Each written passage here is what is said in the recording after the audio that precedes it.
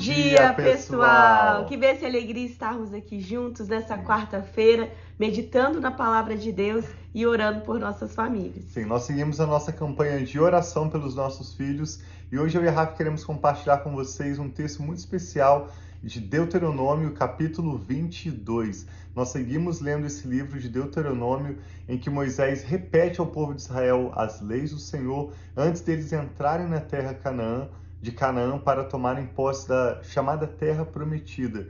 E Deuteronômio 22 vai descrever algumas leis sobre a propriedade particular e também sobre responsabilidades sociais. Nós vamos destacar quando a lei do Senhor diz: não se ponham em um jugo desigual. Eu lembro quando eu era adolescente, comecei a frequentar a igreja e falava-se sobre jugo desigual.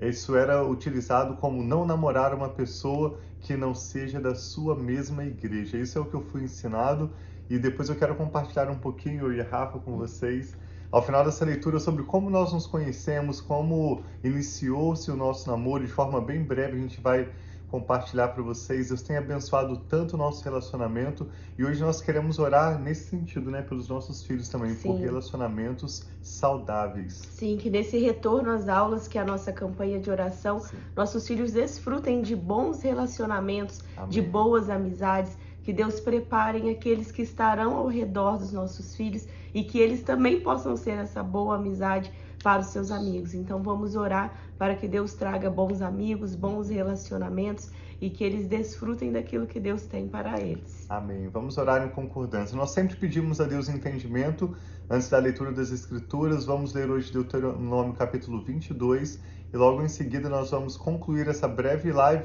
orando juntamente com você pelos nossos filhos. Vamos orar. Pai, obrigado pela essa nova manhã, que as tuas misericórdias se renovam sobre as nossas vidas. Eu peço que o Senhor fale conosco através dessa live. Tenha, Senhor, a tua direção. Tenha liberdade, Espírito Santo, de falar conosco. Nós colocamos nossos corações diante de ti, Pai, e pedimos a tua bênção sobre esse momento. Em nome de Jesus. Amém.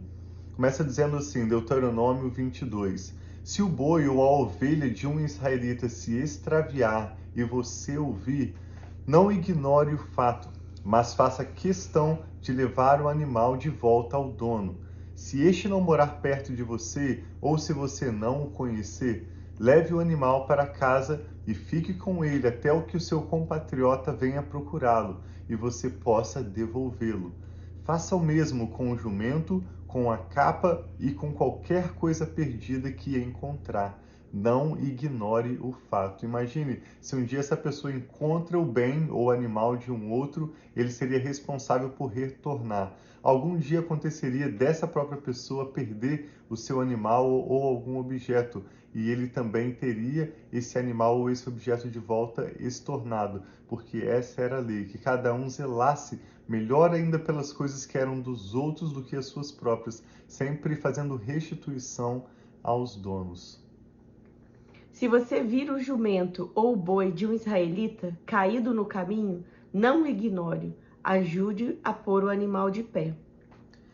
Verso 5. A mulher não usará roupa de homem, e o homem não usará roupa de mulher, pois o Senhor, o seu Deus, tem aversão por todo aquele que assim procede. Lembrando que eu e a Rafa não estamos de forma alguma aqui expressando nossa própria opinião, nós estamos lendo o texto de Deuteronômio 22 e diz que o Senhor tem aversão a pessoas que se vestem com roupa do sexo oposto. Eu vou reler verso 5. A mulher não usará roupa de homem, ou seja, não se vestirá, não se apresentará como homem. E o homem não usará roupas de mulher, pois o Senhor, o seu Deus, tem aversão por todo aquele que assim procede. Se você passar por um ninho de pássaros numa árvore ou no chão, e a mãe estiver sobre os filhotes ou sobre os ovos, não apanhe a mãe com os filhotes. Você poderá apanhar os filhotes, mas deixe a mãe solta, para que tudo vá bem com você e você tenha vida longa. Quando você construir uma casa nova, faça um parapeito em torno do terraço, para que não traga sobre a sua casa a culpa pelo derramamento de sangue inocente, caso alguém caia do terraço. Não plante 2 tipos de semente em sua vinha. Se o fizer, tanto a semente que plantar como fruto da vinha, estarão contaminados.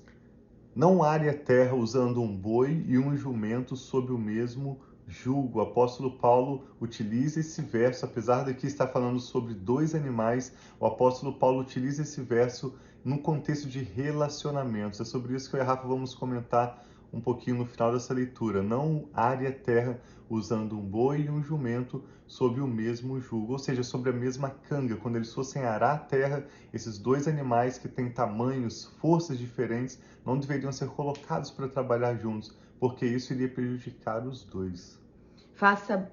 Não use roupas de lã e de linho misturados no mesmo tecido. Faça borlas nos 4 pontas do manto que você usa para cobrir-se.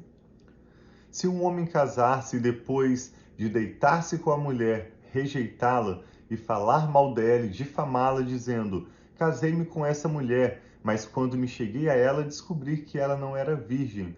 O pai e a mãe da moça trarão os líderes da cidade junto à porta à prova da sua virgindade. Então o pai da moça dirá aos líderes: dei a minha filha em casamento a este homem, mas ele a rejeita. Ele também a difamou e disse: descobri que a sua filha não era virgem.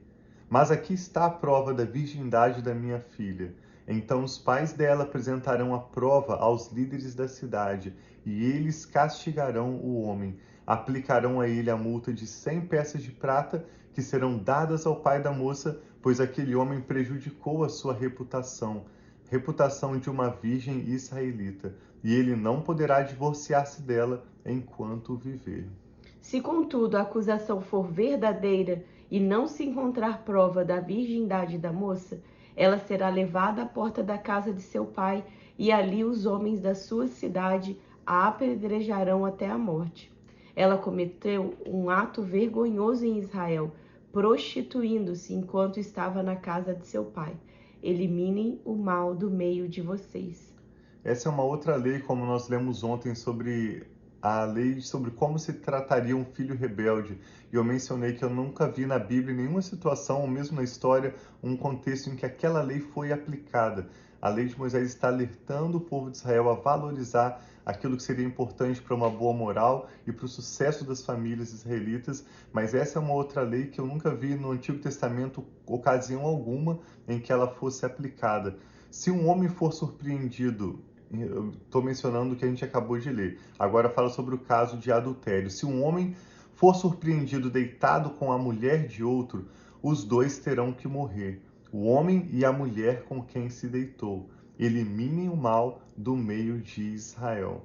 Nós vemos em João capítulo 8, quando aquela mulher é surpreendida em adultério e é trazida à presença de Jesus, o homem não é trazido, apenas a mulher. Então eles estavam sendo imparciais na aplicação da lei. E é claro que Jesus poupou aquela mulher, liberando e dizendo a ela: vá e não peques mais. O objetivo da lei é que não haja adultério, que não haja qualquer prática que possa prejudicar a família, mas sim que eles pudessem viver uma família bem-sucedida.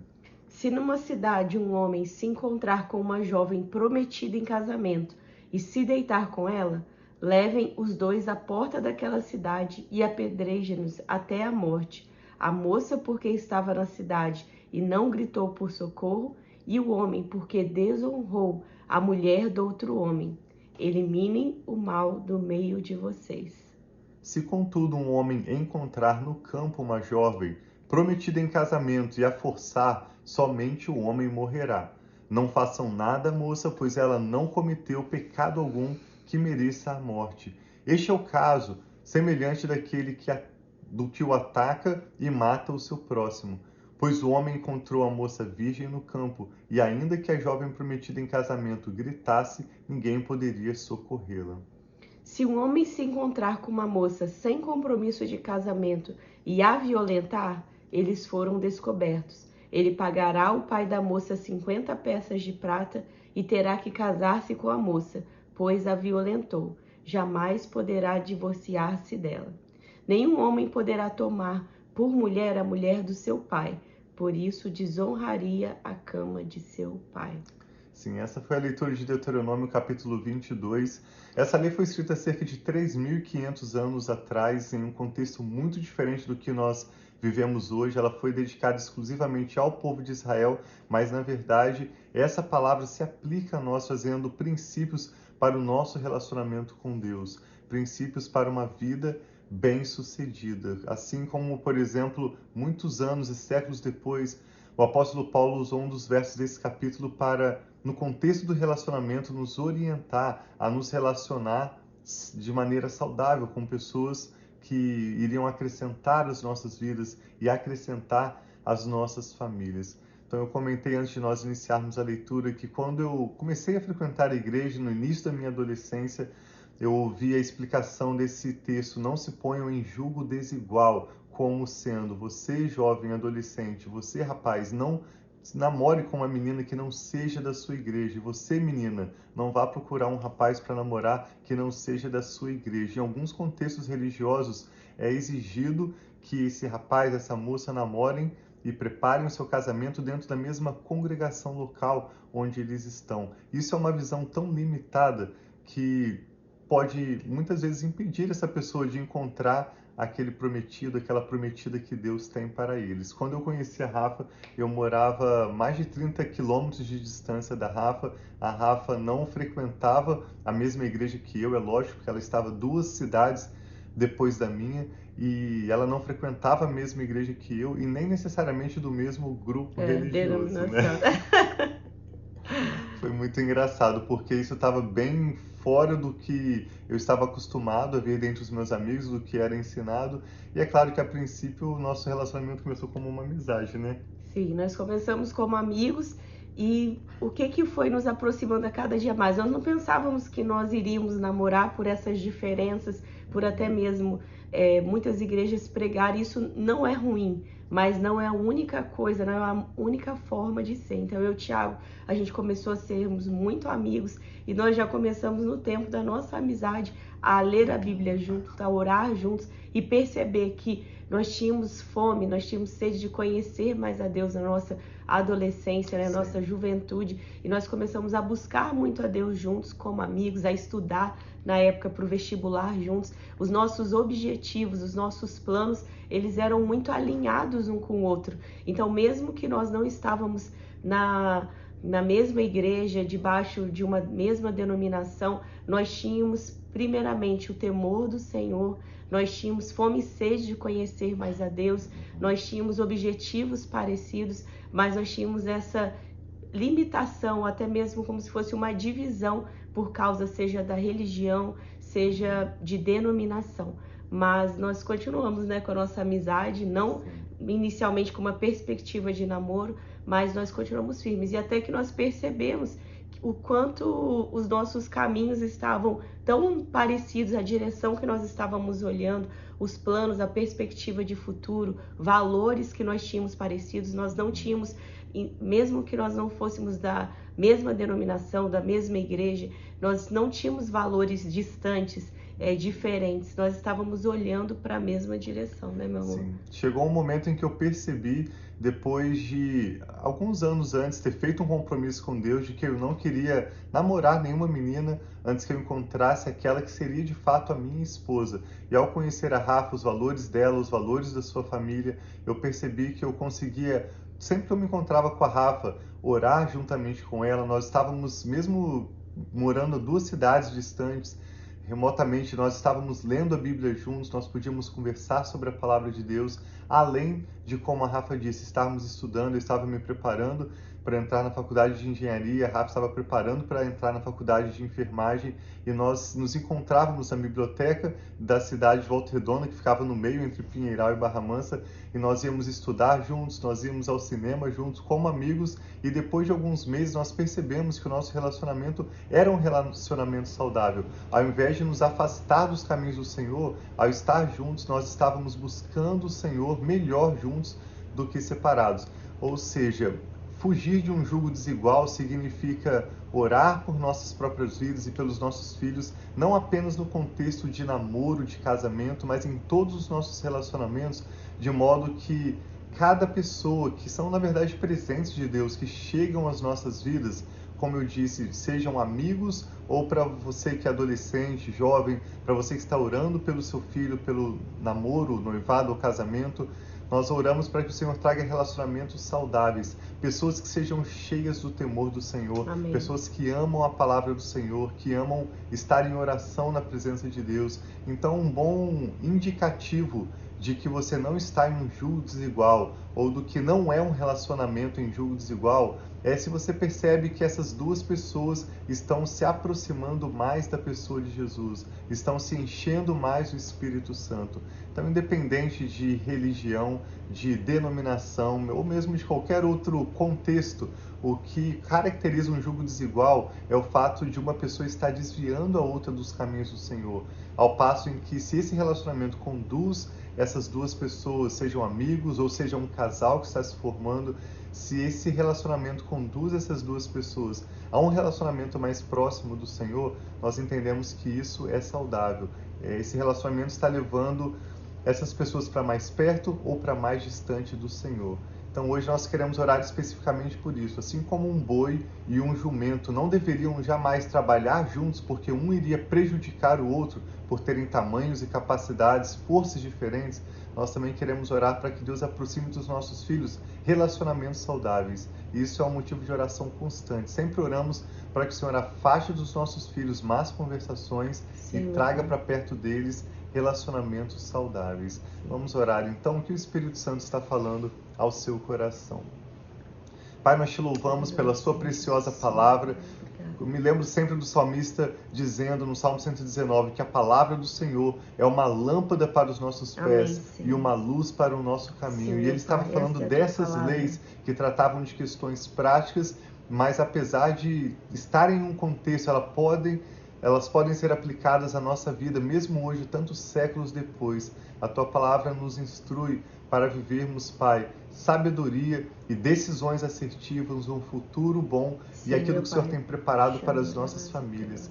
Então, em primeiro lugar, eu quero Te agradecer, Pai, pela beleza, pela profundidade, pela riqueza da Sua preciosa palavra, que nós recebemos com tanta gratidão e com tanta alegria. Amém, oramos também pelos nossos filhos nessa campanha de oração. Senhor, pedimos que o Senhor venha responder, Pai, de acordo com a necessidade de cada um. Sim, hoje, pelo quarto dia, Pai, nós reafirmamos nosso compromisso de termos esse período de oração. Nós estaremos orando 21 dias, intercedendo pelos nossos filhos, na certeza, por conhecer o Senhor, de que o Senhor responderá, o Senhor operará maravilhas. Amém. Nós veremos milagres, Pai, como resultado dessa campanha de orarmos juntos, intercedendo pelos nossos filhos. Sim, hoje Senhor, nós pedimos que o Senhor afaste dos nossos filhos e das nossas filhas, de cada nome que agora é apresentado ao Senhor, sejam filhos ou netos, bisnetos, nós pedimos que o Senhor afaste deles más conversações. Amém, Pai, afaste deles, Senhor. Pai, aqueles que querem trazer drogas, aqueles que querem trazer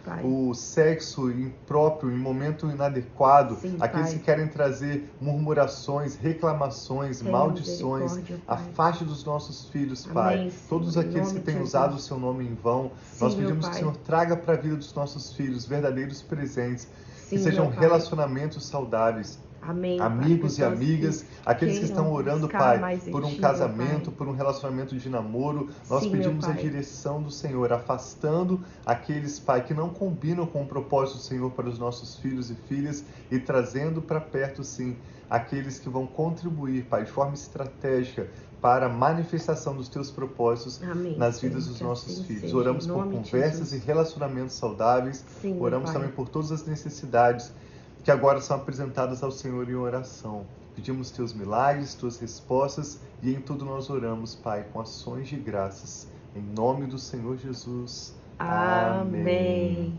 Então Deus abençoe muito o seu dia, que você continue aí firmes em oração conosco, que vamos continuar lendo a palavra de Deus, por mais que muitas vezes pessoas no Antigo Testamento acham que é algo antigo, que é algo só para o povo de Israel, mas nós sempre repetimos. Na época de Jesus, quando ele falava das Escrituras, quando o salmista falava das Escrituras, era o Antigo Testamento, que era o que eles tinham. Então nós temos sim sabedoria para aprender princípios que nós podemos pegar aquilo que estava no coração de Deus para o povo. Então Deus abençoe muito. Bom dia aí para todos vocês que estão online com a gente. Nós recebemos recadinho, a gente vê que tem pessoas conosco. Que Deus abençoe muito sua vida e fiquem